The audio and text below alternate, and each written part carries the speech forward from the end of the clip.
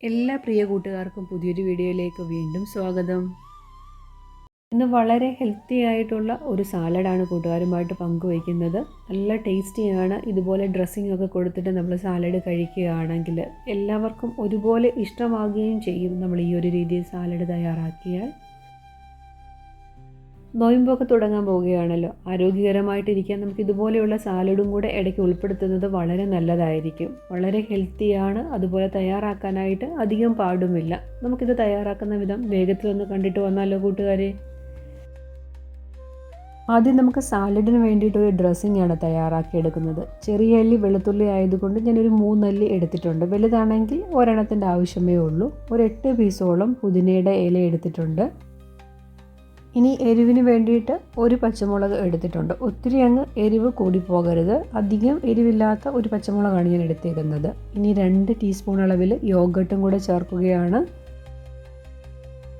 ആവശ്യമായിട്ടുള്ള ഉപ്പും കൂടെ ചേർത്ത് കൊടുത്തിട്ട് ഇവയെല്ലാം കൂടെ ഒന്ന് അരച്ചെടുക്കണം. അങ്ങനെ നമ്മുടെ സാലഡിനുള്ള ഡ്രസ്സിങ് ഇവിടെ റെഡി ആയിട്ടുണ്ട്. വളരെ ടേസ്റ്റിയാണ്. ഈ ഒരു ഡ്രസ്സിങ് എന്ന് പറയുന്നത് വളരെയധികം ഹെൽത്തിയുമാണ്.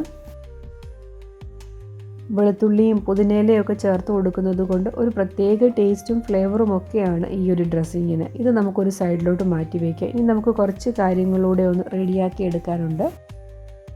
നമ്മളിന്ന് സ്വീറ്റ് കോൺ വെച്ചിട്ടുള്ള സാലഡാണ് തയ്യാറാക്കി എടുക്കുന്നത്. അപ്പോൾ സ്വീറ്റ് കോണിലോട്ട് കുറച്ച് മസാലയൊക്കെ ഒന്ന് ചേർത്ത് കൊടുക്കാനുണ്ട്. അതിന് വേണ്ടിയിട്ട് പാനിലോട്ട് 1 ടീസ്പൂൺ അളവിൽ ഒലിവ് ഓയിലാണ് ഞാൻ ചേർത്ത് കൊടുക്കുന്നത്. നിങ്ങൾക്ക് ഒലിവ് ഓയിലോ ബട്ടറോ ചേർത്ത് കൊടുക്കാം. ഏതാണോ നിങ്ങൾക്ക് ഇഷ്ടമുള്ള ഫ്ലേവർ അത് ചേർത്ത് കൊടുത്താൽ മതി. 3/4 ടീസ്പൂൺ അളവിൽ കുരുമുളക് പൊടിയും 1/4 ടീസ്പൂണും മഞ്ഞൾപ്പൊടിയുമാണ് ചേർത്ത് കൊടുത്തേക്കുന്നത്. 1/4 കപ്പ് അളവിൽ വേവിച്ചെടുത്ത സ്വീറ്റ് കോണാണ് ഇതിലോട്ട് ചേർത്ത് കൊടുത്തേക്കുന്നത്. ഇനി 2-3 മിനിറ്റ് നമുക്കിതൊന്ന് വഴറ്റിയെടുക്കണം.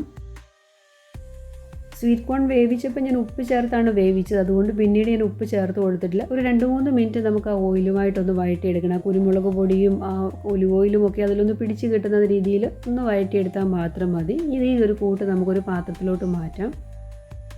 നല്ല ടേസ്റ്റി ആയിട്ടുള്ള ഒരു സാലഡാണ്. സ്വീറ്റ് കോണൊക്കെ വെച്ചിട്ട് നമ്മൾ സാലഡ് തയ്യാറാക്കി എടുക്കുമ്പോൾ ഒരു പ്രത്യേക ടേസ്റ്റാണ്. ഇനി ഇതിലോട്ട് വെജിറ്റബിൾ നമ്മൾ ചേർത്ത് കൊടുക്കുന്നത് ഈ ഒരു കൂട്ടിൻ്റെ ചൂടാറിയതിന് ശേഷം മാത്രമേ ഇതിലോട്ട് വെജിറ്റബിൾസ് ഒക്കെ ചേർത്ത് കൊടുക്കാവൂ.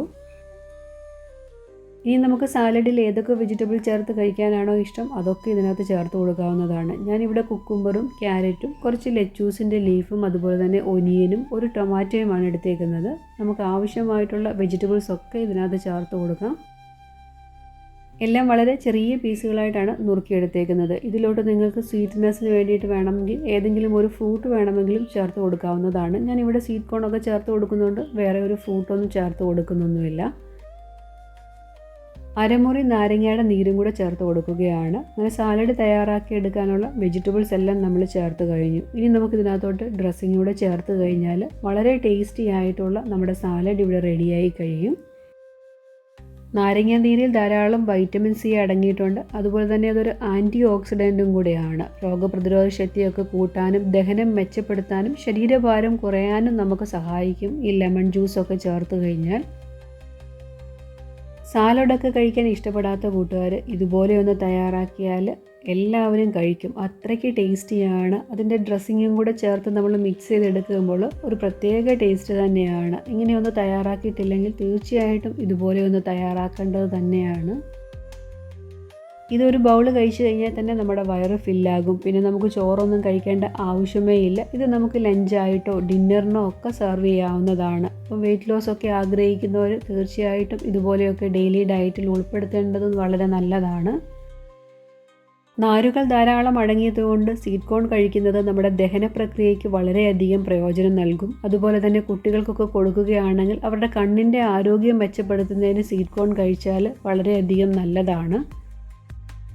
സ്വീറ്റ് കോണിൽ കാർബോഹൈഡ്രേറ്റ് ധാരാളം അടങ്ങിയിട്ടുണ്ട്. അതുകൊണ്ട് വെയിറ്റ് ലോസ് ഒക്കെ ആഗ്രഹിക്കുന്നവരാണെങ്കിൽ ഒരു 2 ടേബിൾ സ്പൂണൊക്കെ ഉൾപ്പെടുത്തിയാൽ മതി നിങ്ങളുടെ സാലഡിനകത്ത്. അതിൽ കൂടുതൽ ഉൾപ്പെടുത്തേണ്ട ആവശ്യമില്ല. കാരണം കാർബോഹൈഡ്രേറ്റ് ധാരാളം അടങ്ങിയിട്ടുണ്ട് സ്വീറ്റ് കോണിൽ. അതുകൊണ്ട് അമിതമായിട്ട് കോൺ കഴിച്ചു കഴിഞ്ഞാൽ ശരീരഭാരമൊക്കെ കൂടും. അതുകൊണ്ട് വെയിറ്റ് ലോസ് ആഗ്രഹിക്കുന്നവർ ഒരു 2 ടേബിൾ സ്പൂണിൽ കൂടുതൽ ഉൾപ്പെടുത്താതിരിക്കുകയാണ് നല്ലത് സാലഡിലൊക്കെ. അപ്പോൾ ഈ ഒരു റെസിപ്പി കൂട്ടുകാർക്ക് ഇഷ്ടപ്പെട്ടിട്ടുണ്ടെങ്കിൽ ഒന്ന് ലൈക്ക് ചെയ്യാനും ആദ്യമായിട്ട് വീഡിയോ കാണുന്ന കൂട്ടുകാരുണ്ടെങ്കിൽ ഒന്ന് സബ്സ്ക്രൈബ് ചെയ്ത് കൂട്ടാക്കാനും മറന്നു പോകരുത്. ഹെൽത്തിയും ടേസ്റ്റിയുമായിട്ടുള്ള സാലഡ് റെസിപ്പി കൂട്ടുകാർ ഒരു തവണയെങ്കിലും ഒന്ന് ട്രൈ ചെയ്ത് നോക്കണം. ഇഷ്ടപ്പെട്ടാൽ നിങ്ങളുടെ ഫ്രണ്ട്സിനും റിലേറ്റീവ്സിനും കൂടെ ഒന്ന് ഷെയർ ചെയ്ത് കൊടുക്കാൻ മറന്നു പോകല്ലേ. അടുത്ത ദിവസം നല്ലൊരു റെസിപ്പിയായിട്ട് വളരെ പെട്ടെന്ന് തന്നെ ഞാൻ എത്തുന്നതാണ്. Thanks for watching.